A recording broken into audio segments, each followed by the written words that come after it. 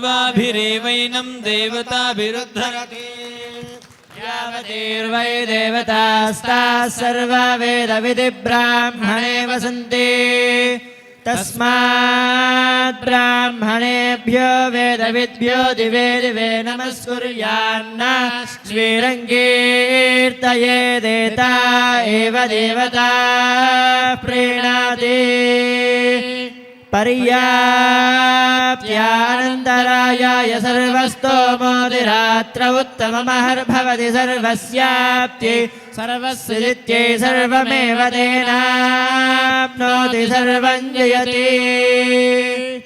మంత్రి గారు ముఖ్యంగా మా సినిమా ఆటోగ్రఫీ మంత్రి గారు మా మంత్రి గారు తర్వాత మీ మంత్రి గారు సినిమా ఇండస్ట్రీకి ఎన్ని కష్టాలు ఎప్పుడు వస్తూనే ఉంటాయి, తీరుతూనే ఉంటాయి, చేస్తూనే ఉంటారు. కానీ కోమటిరెడ్డి వెంకటరెడ్డి గారికి నాకు ఏంటంటే సంబంధం 1999లో నేను ఎమ్మెల్యేగా ఉండగా నాతో పాటుగా ఆయన కూడా హౌస్లో ఉన్నారు. అప్పుడు ఆయన కాంగ్రెస్ పార్టీ, మాది అధికార పార్టీ తెలుగుదేశం. రోజు పోటాడుకుంటూ ఉండేవాళ్ళం ఆ టైంలో. అది ఇప్పటికీ నాకు బాగా గుర్తు. అటువంటి మంచి వ్యక్తి.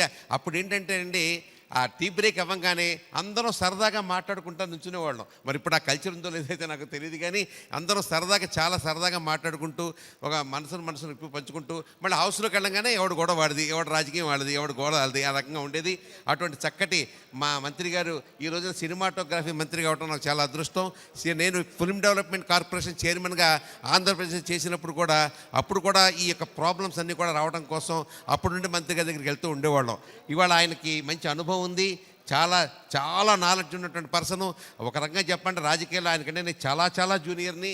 అటువంటి వ్యక్తి, మహా వ్యక్తి ఈరోజు సినిమా ఇండస్ట్రీ ఖచ్చితంగా 3 పువ్వులు 6 కాయలుగా వాళ్ళకున్న ప్రాబ్లమ్స్ అన్నీ కూడా ముఖ్యమంత్రి రేవంత్ రెడ్డి గారి దగ్గర పెట్టి తీరుస్తారని చెప్పి నేను ఖచ్చితంగా ఆశతో ఎదురు చూస్తున్నాను. ఇక మా మురళీమోహన్ గారు, ఆయన నాకు గురువు గారు అంటే ఆయన ఒక రకంగా చెప్పాలంటే మురళీమోహన్ గారి ఊరు చేటపర్రు, మా ఏలూరు పక్కనే.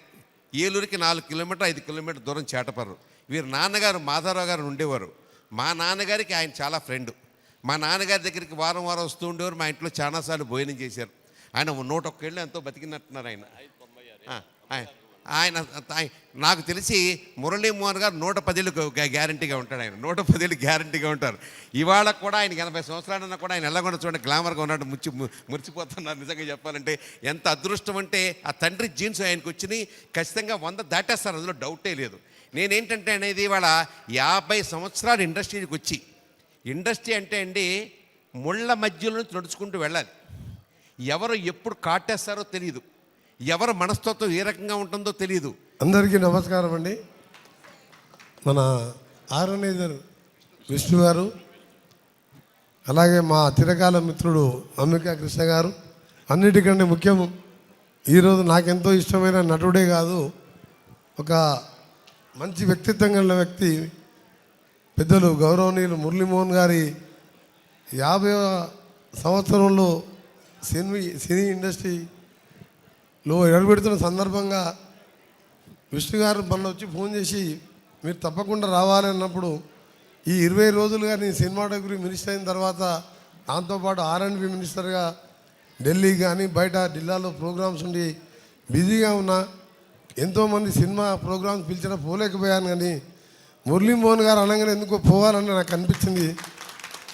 ఎందుకంటే ఈరోజు ఉదయంకి వెళ్ళి 3 జిల్లాలు కాళేశ్వరం ప్రాజెక్ట్ అంతా కూడా తిరిగితే ఆఖరికి హెలికాప్టర్లో ఉన్నప్పుడు కూడా విష్ణు గారు ఫోన్ చేసిండు, గురుగారు మీరు కంపల్సరీ రావాలంటే నేను ల్యాండ్ అయ్యే వరకు లేట్ అవుతుందంటే, లేట్ అయినా సరే మీరు రావాలంటే ఎయిర్పోర్ట్కి వెళ్ళి నేరుగా రావడం జరిగింది.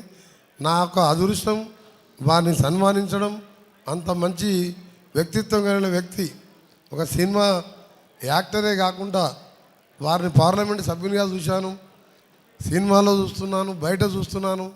నేను కూడా 30 సంవత్సరాల పాటు అంటే 5 సార్లు ఎమ్మెల్యేగా, గతంలో ఒకసారి ఐటీ మినిస్టర్గా, ఇప్పుడు మళ్ళా R&B సినిమాటో మినిస్టర్గా, పోయిన last 5 years Bhuvanagiri parliament Lok Sabha సభ్యునిగా ఉండి వారిని ఎప్పుడు కూడా గమనిస్తుంటాను. ఒక క్రమశీలన వ్యక్తిత్వంతో పాటు అది రాజకీయాలైనా, సినిమా యాక్టింగ్ అయినా, బిజినెస్ అయినా మంచి సిస్టమేటిక్గా ఉండే వ్యక్తి. మంచి నటుడే కాదు, రియల్ జీవితంలో కూడా మనందరం కూడా రోల్ మోడల్గా తీసుకునే వ్యక్తి కాబట్టి వారిని సన్మానం చేయాలంటే అంత పెద్ద వ్యక్తిని నేను సన్మానం చేయలేను, కానీ వారికి నమస్కారం చేయాలని రావడం జరిగింది. వారికి ఒకటే మా కృష్ణ గారు చెప్పినట్టు నిన్న 100 కాదు ఇంకా 5-10 సంవత్సరాలు కూడా ఎక్కువ బతకాలని ఆ భగవంతుని ప్రార్థిస్తూ వారి మంచి మనసే బతికిస్తుందని చెప్పి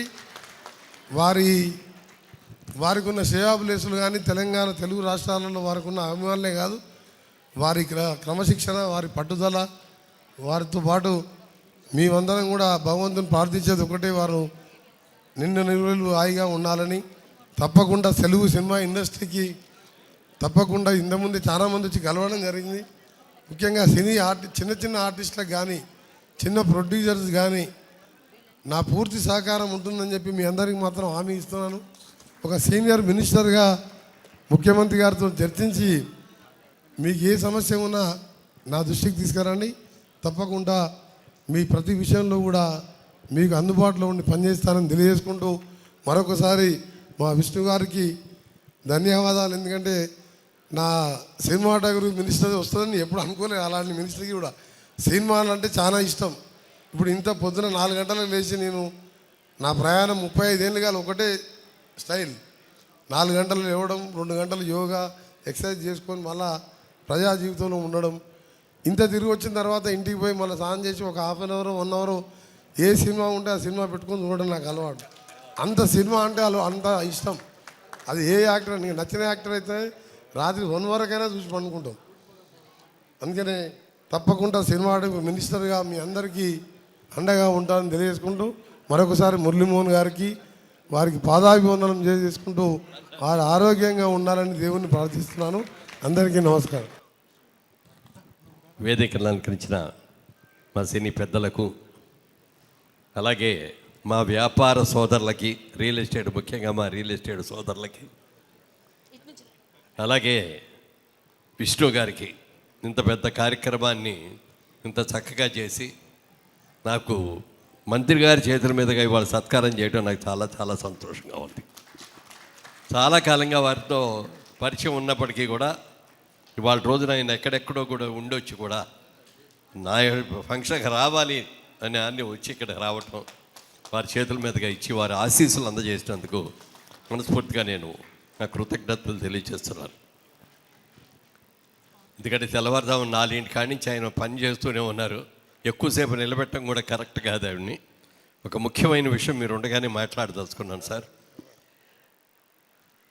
ఒకప్పుడు కళాకారులందరినీ కూడా రాజులు పోషించేవారు, వాళ్ళకి బహుమతులు ఇచ్చేవారు, బిరుదులు ఇచ్చేవారు, అన్నీ ఇచ్చేవారు. తర్వాత రాష్ట్ర ప్రభుత్వాలన్నీ కూడా కేంద్ర ప్రభుత్వం అవార్డులు కానీ రాష్ట్ర ప్రభుత్వం అవార్డులు కానీ అవార్డులు ప్రభుత్వమే ఇస్తూ వచ్చింది. ముఖ్యంగా మనకు నంది అవార్డ్స్ అనేది దాదాపుగా 40 సంవత్సరాలుగా ఇస్తున్నారు. చాలా బ్రహ్మాండంగా జరిగినాయి ఇప్పటివరకు జరిగినాయి అన్నీ కూడా. మా అందరికీ ఏమిటంటేనండి, ప్రభుత్వం గుర్తించి ఒక అవార్డు ఇచ్చింది అంటే దాన్ని ఘనంగా చెప్పుకుంటాం మేమందరం కూడా. దాని మీద లక్షల కోట్లు రావు, 1,00,000 కోట్లు రాకపోయినా కూడా ఒక ప్రభుత్వ అవార్డు వచ్చిందంటే మాత్రం ఎంతో ఆనందపడతాం మేము. ఆ విధంగా జరుగుతున్నది. రాష్ట్ర విభజన జరిగిన తర్వాత, అది దురదృష్టవశాత్తు జరిగిన ఎలా జరిగినా కానీ రాష్ట్ర విభజన జరిగిన తర్వాత నంది అవార్డ్స్ ఎవరు ఇవ్వాలి అనేది వచ్చింది. ఆంధ్రప్రదేశ్ పేరు మీకే వచ్చింది కాబట్టి నంది అవార్డు మీరే ఇవ్వండి, మీరు ఇస్తేనే బాగుంటుంది అని చెప్పారు. ఆ ప్రభుత్వం వచ్చిన తర్వాత ఒక 3 years ఇచ్చారు చంద్రబాబు నాయుడు గారు. తర్వాత ఆయన కూడా ఈ ఎలక్షన్ హడావుళ్ళు ఇవన్నీ ఉంటాయి, అది కూడా గత 2-3 సంవత్సరాలుగా ఇవ్వట్లేదు. అది కూడా ఈ ప్రభుత్వం జగన్మోహన్ రెడ్డి గారి ప్రభుత్వం వచ్చిన తర్వాత కూడా ఈ 5 ఏళ్లలో కూడా ఇవ్వలేదు.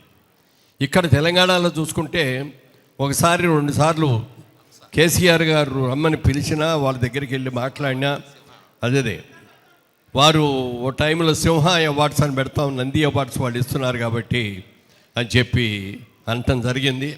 అనటం వరకే జరిగింది కానీ అది సక్రమంగా కాదు, అసలు జరగల. ఎందుకంటే మీకు చాలా ప్రయారిటీస్ ఉంటాయి, నేను కాదని అన్ను. ఏ దేశంలో అయితే కళాకారులు కానీ, సంగీత కళాకారులు కానీ, నృత్య కళాకారులు కానీ, కవులు కానీ గౌరవించబడతారో ఆ రాష్ట్రం సుభిక్షంగా ఉంటుంది అనేది పెద్దలందరూ కూడా చెప్పిన మాట సార్. మీరు దయచేసి, మీరు మా మంత్రిగా వచ్చారు కాబట్టి మాకు ఎంత ఆనందం అంటే మీ హయాంలో ఖచ్చితంగా జరుగుతుంది. మీరు వెళ్ళి ముఖ్యమంత్రి రేవంత్ రెడ్డి గారికి కూడా చెప్పి వారిని కూడా ఒప్పించి మమ్మల్ని అందరికీ ఒక డేట్ ఇస్తే మా ఇండస్ట్రీ తరఫు నుంచి పెద్దవాళ్ళందరితో కలిసి మేము వస్తాం, వచ్చి మీకు విన్నవించుకుంటాం. మీరు తప్పకుండా కన్సిడర్ చేయాలి సార్. ప్రభుత్వ అవార్డే ఇవాళ రోజున మరి విష్ణు గారు దాదాపుగా 7-8 సంవత్సరాలుగానో 10 సంవత్సరాలుగానో ఆయన అవార్డులు ఇస్తున్నారు. ఇలా ప్రైవేటు సంస్థలు ఇస్తున్నారు తప్ప ప్రభుత్వం నుంచి ఈ సత్కారం మాకు రావటం లేదు. ఇలా ప్రైవేట్ సంస్థలే ఇస్తున్నారు. గతంలో అయితే ఫిల్మ్ఫేర్ అవార్డ్స్ బాంబేలో వాళ్ళు కూడా చాలా బాగా ఇస్తారు, ఇప్పటికీ కూడా కంటిన్యూ చేస్తున్నారు. ఒకప్పుడు రామోజీరావు గారు కూడా సితారా అని మ్యాగజైన్ వచ్చేది, సితారా అవార్డ్స్ అని ఆయన కొన్ని సంవత్సరాలు ఇచ్చారు. జ్యోతి చిత్ర పేపర్ వచ్చేది, జ్యోతి చిత్ర సినిమా పత్రిక, దాని గురించి కొన్నాళ్ళు వాళ్ళు ఇచ్చారు.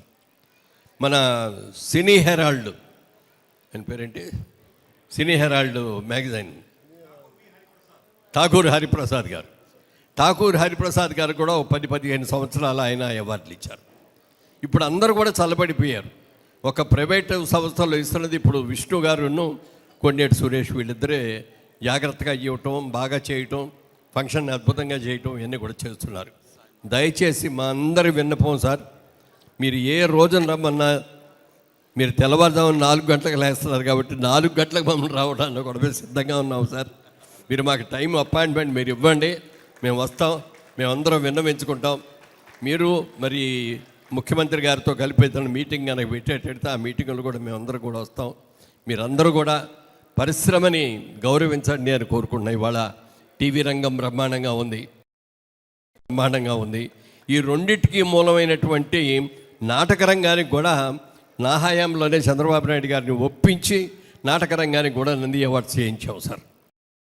3 రంగాలకి, సినిమా, టీవీ, నాటక రంగం, ఈ 3 రంగాలకి ప్రభుత్వం తరఫు నుంచి అవార్డులు ఇస్తే కళాకారులందరూ కూడా చాలా ఆనందపడతారని విన్నవించుకుంటూ, మరి మిగిలిన అన్నీ బాగానే ఉన్నాయి. ఇక్కడ మాకేం ప్రాబ్లం లేదు, బ్రహ్మాండంగా చూసుకుంటున్నారు, అందరూ మర్యాదగానే చూసుకుంటున్నారు. మీరు ఆంధ్ర వాళ్ళు అక్కడికి వెళ్ళండి అని అనకుండా మమ్మల్ని కూడా చాలా గౌరవంగా చూస్తున్నందుకు చాలా చాలా సంతోషంగా ఉంది. ఎక్కడ వాళ్ళమైనా మీరు మేము అందరూ కూడా తెలుగు వాళ్ళమే కదా. మరి దాదాపుగా నేను మా ఊళ్ళో కూడా ఇన్ని సంవత్సరాలు ఉన్న, హైదరాబాద్లో ఉన్నన్ని సంవత్సరాలు. అందుకని తప్పకుండా మీరు అది చెయ్యాలని, మీ సమక్షంలో ఇది జరగాలని మనస్ఫూర్తిగా కోరుకుంటున్నాను సార్.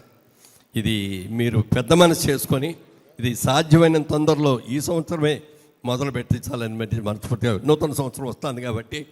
ఇదివరకు ఎన్టీ రామారావు గారు ఉండగా ప్రతి ఉగాది పండగకి ఇచ్చారు ఆయన. తెలుగు ఉగాది అంటే ఆ రోజున అవార్డ్స్ ఫంక్షన్ అని చెప్పి అది కంటిన్యూస్గా ఒక 7-8 సంవత్సరాలు పెర్ఫెక్ట్గా చేశారు. తర్వాత చంద్రబాబు నాయుడు గారు వచ్చారు, ఆయన కూడా చేశారు. అలాగే ఎన్టీ రామారావు గారు ముఖ్యమంత్రిగా ఉన్నప్పుడు ఇంటర్నేషనల్ ఫిల్మ్ ఫెస్టివల్ చేశామండి ఇక్కడ వరల్డ్ మొత్తాన్ని. అప్పుడు రామారావు గారు నన్ను పిలిచి, మురళీమోహన్ గారు మీరు ఎలా చేస్తారో నాకు తెలియదు, మళ్ళీ నభూతో నా భవిష్యత్తు అన్నంతగా వాళ్ళు ఎక్కడా కూడా ఇంత అద్భుతంగా చేసినట్టుగా కాకుండా చెయ్యాలి అన్నారు. అంత బాగా చేసాం, అంత మంచి పేరు వచ్చింది. అలాగే చిల్డ్రన్స్ ఫిలిం ఫెస్టివల్ అని చెప్పి అది ఎక్కువ గోవాలో జరుగుతుంది. దానికి పర్మనెంట్ వెన్యూ అని చెప్పి హైదరాబాద్కి ఇచ్చారు. కొన్ని సంవత్సరాలు నడిపాము అక్కడ, అది కూడా ఆగిపోయింది. కాబట్టి ఈ ప్రభుత్వం చేసే సత్కారం కోసం మేమందరం కూడా ఆవురావురుమంటూ వేచి ఉన్నాము. మా బాధని, మా రిక్వెస్ట్ని మీరు పెద్ద మనసు చేసుకొని ఇవ్వాలని మనస్ఫూర్తిగా కోరుకుంటున్నాను. నమస్కారం సార్.